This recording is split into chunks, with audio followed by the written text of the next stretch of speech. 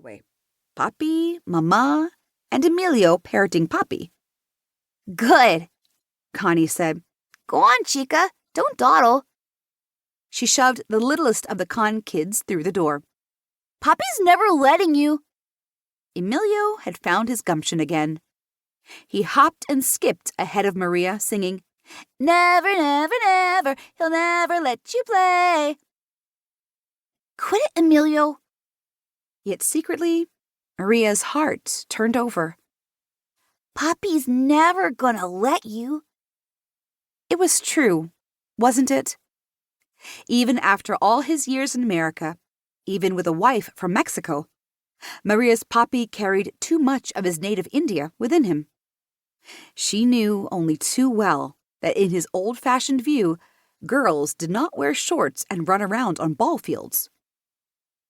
Connie shot her a sympathetic glance, shrugged, and vanished through the school door behind her brothers and sisters. Maria appealed to Emilio. I gotta stay behind after school. Don't tell Papi and Mama. Just stay and wait for me, okay? What about Tia Manuela? You can't tell her either. I mean, he insisted, she's coming today, Tia is. Maria's heart gave a little guilty lurch. How could she have forgotten? Their sweet auntie, Mama's baby sister. Softball sign-up had pushed Tia Manuela clean out of Maria's mind. She pulled herself together. We'll be home before then. She never comes till late anyway. He scrunched his nose up at her. Don't tell, okay? She tried not to sound desperate. He gave her a sly look. Will you give me half of your tin cans? Behind the bathhouse at home was a pile of cans waiting to be salvaged. Papi said tin cans were going to war to help America, although Maria was not sure how that worked exactly. You could turn them in for ration stamps. That much she knew. It was as good as getting cash for your trash. Emilio loved holding the ration stamps in his hands and poring over the designs on each one.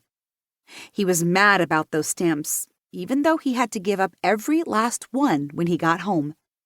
Mama and Papi counted them diligently and traded them in for sugar and butter and gasoline. Half your tin cans, huh, Maria? Emilio prompted. She considered. And if I don't? He stuck his tongue out at her. Maria made a grab for him, but he scooted inside, ducking past the teacher stationed in the hallway, waiting, ruler in hand, to swipe at the legs of children who dared to run. Chapter 2. Us.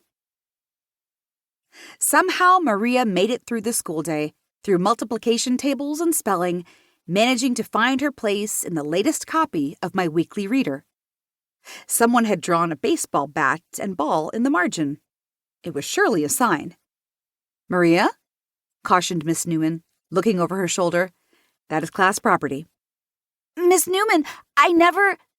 Maria protested. It was there already. Please erase it, said Miss Newman mildly. Before Maria could say another word in her defense, she wouldn't, truly, she'd never. Miss Newman said, Read the first story, Maria. Maria swallowed her indignation and read. A few weeks ago, a soldier in Africa was given a medal for bravery.